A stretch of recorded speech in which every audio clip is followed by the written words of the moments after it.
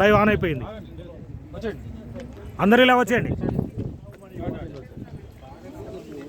ఓ యెరూషలేమా, ఓ దేవుని పట్టణమా.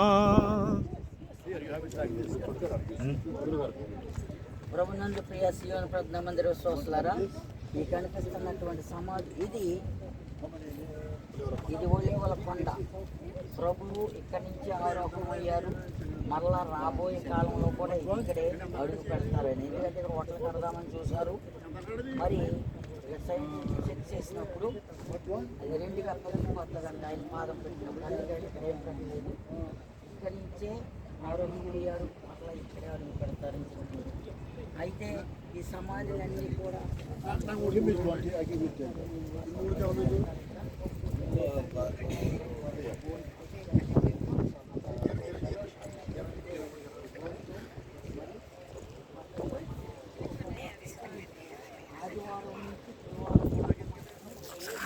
Yeah. Anybody want buy the bag? Come back. Anybody want to buy? Sister, buy my bag. Buy him shakers. ఇదే అబ్రహాము ఇస్సాకును బలి ఇచ్చిన ప్రదేశం అండి, మోరియా పర్వతం. Sister.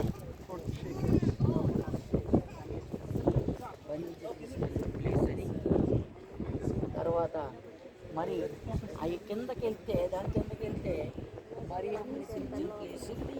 తర్వాత ఇలాగొస్తే అక్కడ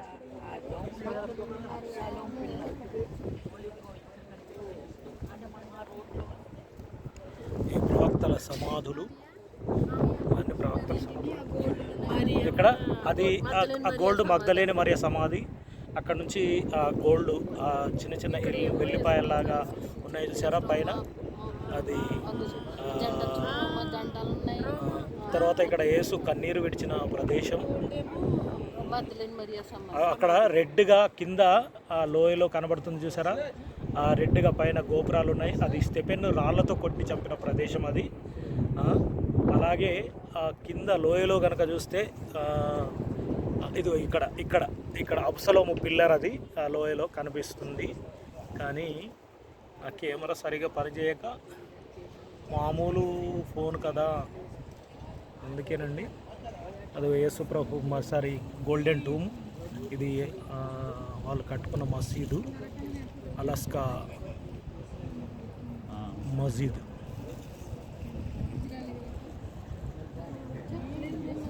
ఇవి ప్రవక్తల సమాధులు. ఇక్కడ కనబడుతున్నాయి ఏవైతే ఉన్నాయో ఇవన్నీ ప్రవక్తల సమాధులు అండి, ప్రవక్తల సమాధులు. అది అక్కడ శిలువ యేసుప్రభు ఆరోహణ ప్రదేశం. అక్కడ ఈ ఒలీవ కొండ మీద ఉన్నాం మేము ఇప్పుడు. ఇక్కడ ఒలీవ కొండ మీద మేము ఉండడం జరిగింది. ఒలీవ కొండ నుంచి మీకు సర్వశుభాలు తెలియజేస్తూ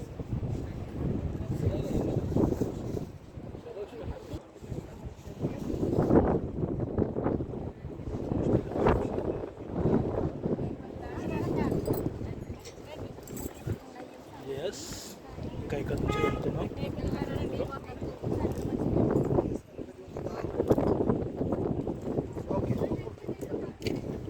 అల్లుడు ఫోటోలో బిజీ ఉన్నాడు.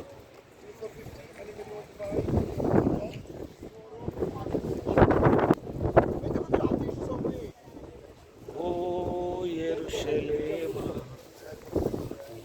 నీ పట్టణమా. ఇక్కడ నుంచి ఎక్కడికి మళ్ళీ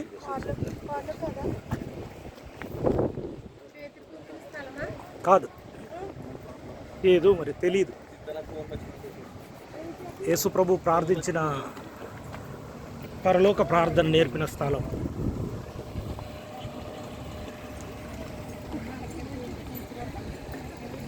ఇక్కడ నుంచి మరొక స్థలానికి వెళ్తాం. మళ్ళీ అక్కడికి వెళ్ళిన తర్వాత మళ్ళీ వీడియో.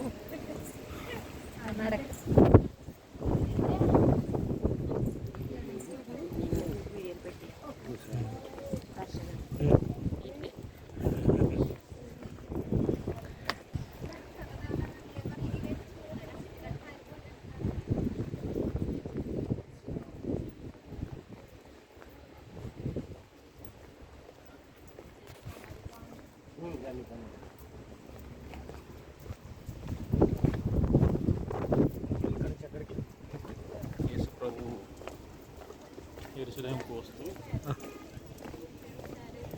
యెరూషలేమా యెరూషలేమా నువ్వు ప్రవక్తలను చంపుచూ ఉంటుదానా, కోడి తన పిల్లలను తన రెక్క పెట్టి దాచుకున్నట్టుగా మిమ్మల్ని దాచాను, ఆయన మీరు వెళ్ళకపోతే అని చెప్పి ఆయన కన్నీరు గారుస్తూ యెరూషలేము వైపు చూసి మరి మాట్లాడిన ఆ ప్లేస్ దగ్గరికి మనం వెళ్తా ఉన్నాం. కన్నీరు గార్చిన ఆ స్థలంలో కూడా ఆయన మరి ఇప్పుడు మన చర్చి కట్టారు అక్కడ నుంచి మగ్దలైన మరియమ్మ యేసుక్రీస్తు ప్రభువుతో పాటుగా మరి ఒక తల్లిలాగా, తల్లి తర్వాత ఒక తల్లిలాగా శిష్యురాలుగా ఉన్న మగ్దలైన మరియమ్మ మనం వెళ్తాం. మరి ఆ యొక్క సమాధి దగ్గర మగ్దలైన మరియమ్మ మొండెం ఉంటుంది, మరి కింద మెడ నుంచి మరి కింది భాగం వరకు ఆయన ఆవిడ యొక్క దేహాన్ని ఇక్కడే గ్లాసులో పెట్టి ఇప్పటికీ భద్రపరిచి ఆయన వచ్చారు. మగ్దలైన మరియమ్మ గారి యొక్క దేహాన్ని మరి అక్కడికి వెళ్తా ఉన్నాం.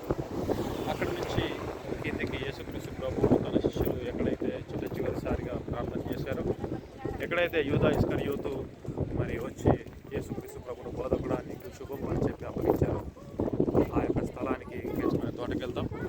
అక్కడ మరియమ్మ యేసుక్రీస్తు ప్రభు గారి తల్లి అయిన మరియమ్మ గారి యొక్క సమాధిలోని కూడా మనం అక్కడికి వెళ్ళి చూస్తాం. ఇదంతా కూడా ఒలివల కొండ అంతా కూడా యేసుక్రీస్తు ప్రభు తన వాడుక చొప్పున వచ్చి ఒలివల కొండ పైన ఆయన ప్రార్థన చేసుకునేవారు కనుక ఈ యొక్క ఒలివల కొండపైకి ఆయన 33 సంవత్సరాల జీవిత కాలంలో ఆయన ప్రతి రాత్రి ఒలివల కొండ దగ్గరే ఈ యొక్క ఒలివల కొండ పైన ఉండి ప్రార్థన చేసేవారు. మరి ఆయన వెళుతూ కూడా ఇదే ఒలివల కొండపైకి వచ్చి మరి ఇక్కడ నుంచి ఆయన ఆరోహణమైనట్టుగా కూడా మనం బైబిల్ గ్రంథంలో చూస్తూ ఉన్నాం. రెండవ రాకట్లో ఆయన కూడా కాలము మరి సమయం సమీపించినప్పుడు మరి ఆయన రెండవ రాకట్లో ఆయన మరలా ఇదే ఒలివల కొండపైకి వచ్చి ఆయన అడుగు మోపుతాడని కూడా చూస్తూ ఉన్నాం. యెరూషలేము యొక్క జెండా ఇది, యెరూషలేము యొక్క జెండా మనం చూస్తూ ఉన్నాం ఎంత చక్కగా మరి రెపరెపలాడుతూ ఉందో. యెరూషలేమా నిన్ను ప్రేమించువారు వర్ధిల్లుదురు అని చెప్పేసి మాట్లాడినట్టుగా యెరూషలేమును ప్రేమించేవారు వర్ధిల్లుతారు. ఇదిగో యెరూషలేము యొక్క దేవాలయం ఎక్కడైతే కట్టారో ఆ ప్లేస్ అండి. ఇప్పుడైతే మందిరం లేదు.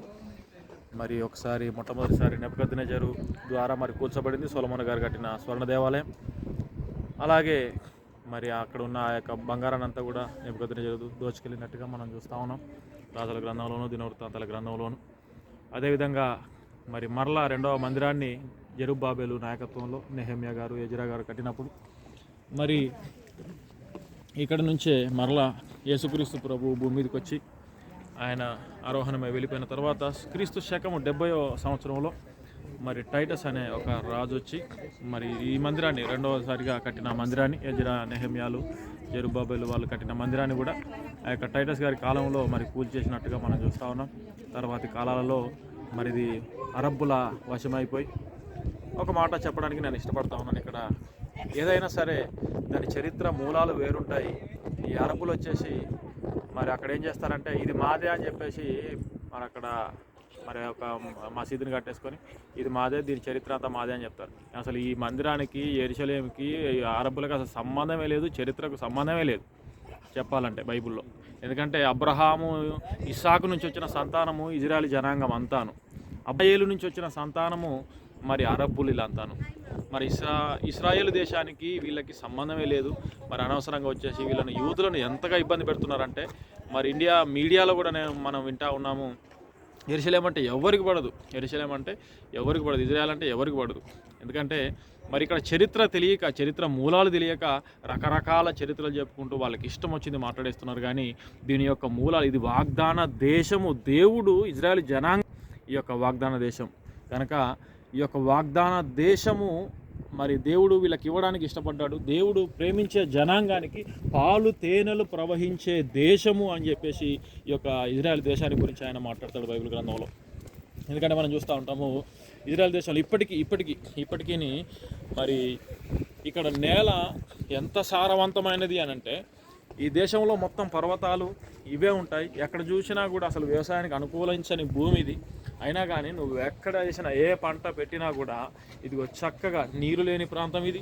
జస్ట్ 20% నేల మాత్రమే ఉంది పంటలు పండడానికి అనువైన నేల, కేవలం 20%. ఆ 20%